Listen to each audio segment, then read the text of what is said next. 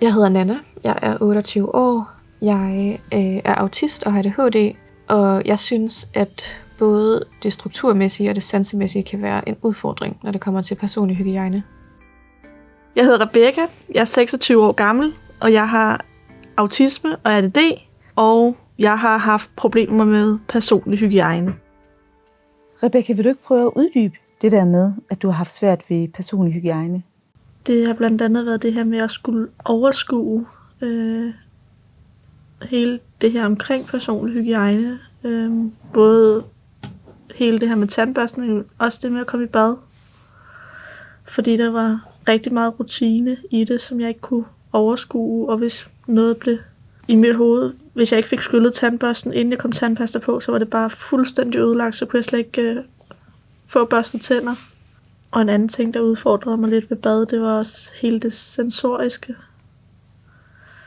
Der har jeg haft rigtig svært ved det sensoriske i, når vandet rammer kroppen. Det kunne jeg slet ikke have. Jeg har talt med rigtig, rigtig mange, som har haft de samme eller lignende udfordringer. Hvad med dig, Nana? Vil du også fortælle om de udfordringer, som du har oplevet? Det har været meget det sansemæssige og det strukturmæssige, der også har spændt ben for mig med personlig hygiejne. Jeg vil også helst have, at der er en meget specifik rutine omkring de forskellige faste opgaver. Og det kan tage mig meget lang tid at få designet den rutine og tilpasset den til præcis der, hvor jeg lige bor nu eller et eller andet. Sådan at hvis ikke jeg har den rutine på forhånd, så bruger jeg rigtig lang tid på hver gang jeg skal i bad og forholde mig til, hvad er det, der skal ske, og hvilken rækkefølge skal jeg gøre tingene i. Så det fungerer bedst for mig, når jeg ved, min morgenkåbe hænger altid der, og mit håndklæde er altid der, og jeg ved, hvor min sæbe er. Og så det kan også være svært for mig at tage et bad, hvis det er på et forkert tidspunkt af dagen. Og det kan også være svært for mig at tage et bad, hvis jeg ved, at jeg ikke skal gøre de rigtige ting bagefter. Hvis jeg skal tage et bad, og jeg ved, at jeg skal være hjemme resten af dagen, så er jeg svært ved det. At tage et bad for mig betyder, at jeg skal ud af døren senere. Og det kan også være svært at tage og varetage mindre personlige hygiejneopgaver, uden at tage et helt bad. Så det kan godt være, at der er en dag, hvor jeg ikke har et overskud til at tage et helt bad. Og så kunne det måske fungere fint for mig at vaske mig under armene, eller lige skylle mit hår. Men det er virkelig svært for mig at anerkende, at det er noget, jeg kan, fordi det strider med den pakkeløsning, jeg normalt benytter mig i. Jeg blev lidt nysgerrig på, om den her udfordring, eller hvilke sådan andre negative konsekvenser denne her udfordring kan føre med sig. Jeg tænker især på i forhold til det sociale. Jeg synes især, at jeg har oplevet, at i forhold til det sociale, altså når jeg ikke har været i bad eller ikke fået børstet tænder, og specielt hvis jeg ikke har gjort det over en længere periode, hvis jeg bare har undladt at børste tænder i 2 dage eller et eller andet, så er der rigtig mange af mine venner, der sådan lidt, de siger ikke noget, men samtidig så trækker de sig også lidt i forhold til at ville være sammen og sådan noget. Eller i hvert fald ville snakke sammen, så det er sådan, så vælger de opgaver, hvor vi skal være stille eller et eller andet. Nogle af mine venner har været flinke til at være direkte og sige til mig, du trænger virkelig til et bad nu, eller du trænger virkelig til at få børstet tænder. Men dem der, hvor det er, de bare trækker sig eller et eller andet, det, så vil jeg hellere have, at de siger det direkte til mig, fordi så kan jeg gøre noget ved det. Fordi ikke altid jeg opfatter den der sådan, at de bare trækker sig, medmindre de ikke før bagefter, når de kommer og siger, nå, men det er egentlig også rart, du var i bad nu, fordi at jeg var altså nødt til at trække mig forleden dag. Sådan at, men hvorfor sagde du så ikke noget forleden dag? Det må også være hårdt at skulle bruge kræfter på at regne ud, Ja. om det er derfor. Og det er sådan en... jeg tænker ikke altid over, at nu trækker mine venner sådan. Det er bare sådan en... nå, okay, det er naturligt, nu slutter vi for i dag-agtigt. Nogle gange er det egentlig også rigtig rart, fordi hvis man ikke har så meget energi i, og faktisk egentlig havde haft lyst til at aflyse den dag, men ikke er særlig glad for at aflyse, så er det sådan, nogle gange meget rart, hvis de trækker sig tidligt, og så er det sådan ikke så sjovt, hvis man 2-3 dage efter for at vide, at det var faktisk, fordi man ikke havde været i bad, eller det var faktisk, fordi man ikke havde fået børstet tænder i et par dage. Ja. Hvad med dig, Nanna? Har du prøvet at opleve sådan nogle negative sociale konsekvenser af den her udfordring? Jeg har ikke oplevet direkte negative sociale konsekvenser omkring den her udfordring, men jeg har oplevet, at jeg kommer til at sætte konsekvenser for mig selv, fordi jeg er meget... jeg kan være meget kontrolleret omkring, hvad der jeg viser udad til, hvor meget sårbarhed. Så hvis jeg har en dag, hvor jeg ikke kan overskue at gå i bad, jamen så betyder det, at så aflyser jeg alt andet, for så er der ikke nogen, der må se mig. Så det holder mig meget tilbage. Jeg har svært ved at gå på kompromis med de basisopgaver, som jeg synes, jeg skal løse, for at jeg kan gå ud og fungere som menneske. Så det kan holde mig rigtig meget tilbage, hvis jeg ikke kan komme i bad, eller tage mig op på, eller vaske mit hår, eller gøre mit værelse pænt, eller et eller andet. Jeg ved, at I begge to har arbejdet med den her udfordring i forhold til personlig hygiejne. Vil I ikke fortælle noget om, hvad det er, I har arbejdet med? Jo, med forhold til personlig hygiejne, der ved jeg, at jeg i hvert fald har arbejdet lidt med at prøve at skabe mig en struktur. I starten havde jeg sådan nogle piktogrammer med rutinen for, hvordan man skulle gøre.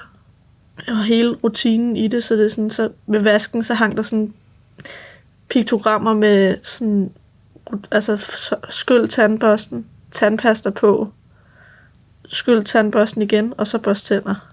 Så man gik ligesom hele rutinen igennem i piktogrammer, de hang ved siden af vasken. Og så hang der også en for, hvordan man vasker hænder.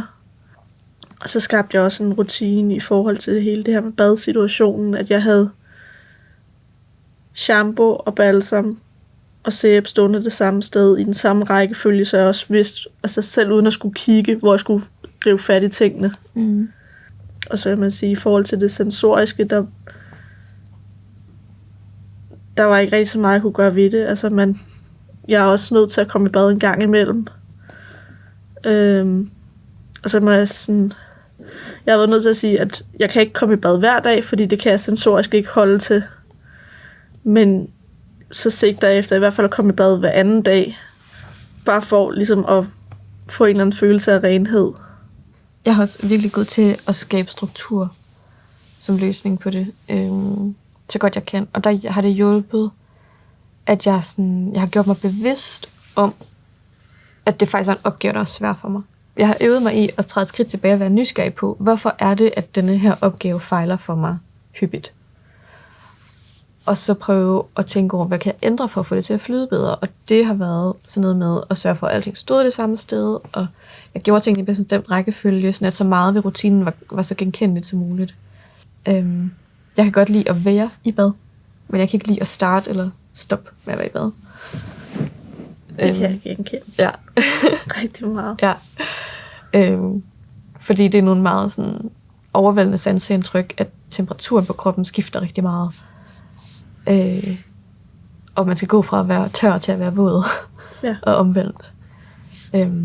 Det synes jeg er det sværeste.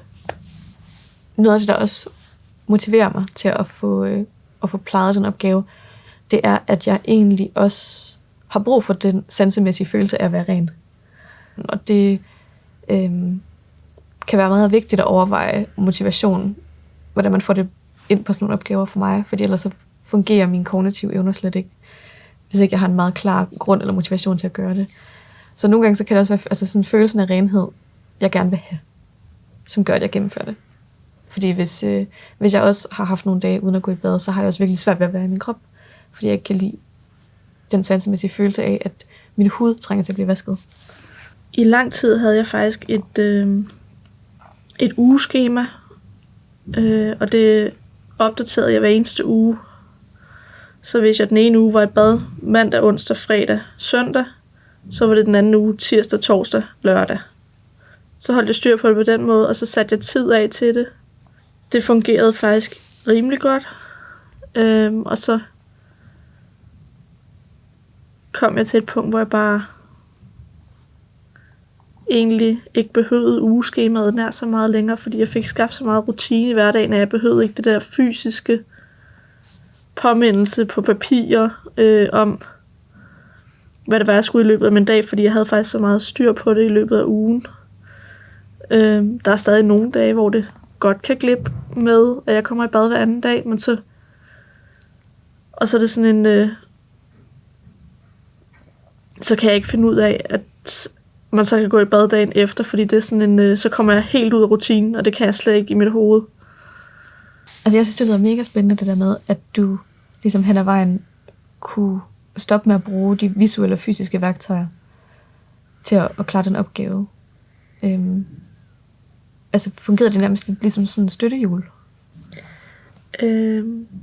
Det tænker jeg lidt, ja.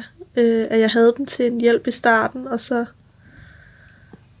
lige så stille, så blev det bare til, at så var de der ikke længere. Altså der var en periode, hvor det var rigtig, rigtig svært at klare mig uden dem. Så jeg havde sådan en overgangsperiode, hvor så var de der, og så var de der ikke. Men det blev bare virkelig meget råd. Og så en eller anden dag, så besluttede jeg egentlig bare, enten skal de være der, eller så skal de ikke være der. Og så besluttede jeg egentlig, at jeg kan egentlig godt klare mig uden. Og så stoppede jeg helt med at have dem. Ja. Fordi man kan også godt komme til et punkt nogle gange, hvor at man næsten bruger mere energi på at forholde sig til de sådan, skemaer og skabeloner, man har lavet. Ja. Fordi man egentlig er blevet så selvkørende. Det var noget, jeg lagde mærke til ved ugeskemaet. Det var, at hvis jeg havde sat tid af til det, og jeg kom bagud i tidsplanen, så havde jeg rigtig svært ved at finde ud af det op i mit hoved, fordi jeg kunne ikke gå i bad, hvis ikke det var på det tidspunkt, jeg havde sat det af til, eller så var der jo heller ikke tid til at børste tænderne ordentligt, eller... Ja. Og så var det egentlig nemmere bare at droppe opgaven fuldstændig, og så gå videre til det næste. Så var det faktisk også en hjælp, det her med at lægge det fra sig, fordi så var der ikke lavet tidspunkter for, hvornår jeg skulle gøre tingene. Det var bare sådan en naturlig rytme, der kom i løbet af dagen. Ja. Jeg har faktisk altid været ret misundelig på andre autister, der kunne benytte sig af skemaer og strukturer og piktogrammer på den måde, for det er noget, jeg slet ikke kan finde ud af at bruge. Det jeg bliver frustreret over, hvis min virkelighed ikke matcher det. Altså min detaljegrad er så høj, at min virkelighed matcher ikke det, der står på skemaet, og så kan jeg ikke finde ud af at oversætte det. Det synes jeg faktisk lyder enormt interessant, det her med, altså, at du din virkelighed ikke lever op til det, altså teorien. Fordi teori og praksis, det er bare rigtig svært at kombinere, fordi det er to vidt forskellige ting. Ja. Og det er rigtigt nok, det med skemaerne, det er meget teori. Fordi du kan aldrig få virkeligheden til at passe til, hvad der står på papiret. Ja. Og jeg bliver sådan bundet af, at jeg synes ikke, jeg med skemaet kan forudse, hvordan jeg har det i morgen. Og når jeg står med en opgave. Og så ved jeg jo ikke, om jeg har lyst til at rykke lidt rundt på det hele, eller flytte en opgave ind på et andet tidspunkt, eller fjerne en opgave, eller et eller andet. Og så kan jeg jo ikke stole på, at skemaet kan hjælpe mig, og så mister jeg al interesse i at bruge det. Jeg tænker, at det kunne være rigtig fint at slutte af med et godt råd til andre mennesker med autisme, som oplever nogle af de samme udfordringer, og synes, det kan være svært, det her med at kunne leve op til deres egne standarder for personlig hygiejne. Altså, hvis jeg skulle komme med et råd omkring hygiejne til andre autister, så vil det være noget med, at det er okay at sætte sig et mål omkring personlig hygiejne, som måske ikke lever op til det, man forventer neurotypikere tænker. Det er helt i orden også at sætte sig et mål om at komme i bad hver 3. eller 4. eller whatever dag, hvis det er det, der matcher ens evner. Det kan være rigtig fint at gå ind i selve processen, der at gå i bad, eller andre opgaver omkring personlig hygiejne, og tænke over, hvad er det egentlig for nogle steps, det indebærer for mig, og gøre sig bevidst om, hvad alle de forskellige underopgaver er, så man måske kan se, hvad det er, man har, hvor det er, udfordringen ligger. Og en sidste kort ting, måske meget sådan en lidt mere konkret ting, jeg har lært af en psykolog, det er, at det faktisk kan hjælpe at snyde sine sanser til, at det ikke er så slemt, hvis man skynder sig at gå i bad som det allerførste, når man vågner. Det har jeg benyttet mig af i nogle perioder, hvor jeg ikke har haft så meget overskud. Hvor at jeg rullede ud af sengen og gik i bad med det samme, før jeg overhovedet var vågen. Og så skete det så hurtigt, at mit system så det ikke nåede at opdage, hvad det var, der skete. Og så var sansebelastningen faktisk mildere. Okay. Jeg tænker, hvis jeg skal give et råd videre til andre autister, så vil det være, at når det kommer til personlig hygiejne, at finde ud af, hvad der fungerer for dig, og ikke nødvendigvis, hvad der fungerer for din omverden. Det er dit liv, og hvordan kan du bedst være i det, og have dig selv med i det. Og hvis det er at lave en rutine for det, eller noget jeg også opdagede var, at for mig sansemæssigt, så var et karbad nemmere end et brusebad, fordi vandet ramte på en anden måde. Det er selvfølgelig ikke altid, man har mulighed for et karbad, men hvis man har, så kan det også være en hjælp i forhold til det sansemæssige. Og så find den rutine, der passer bedst for dig. Fordi det er den vigtigste person i dit liv, det er dig.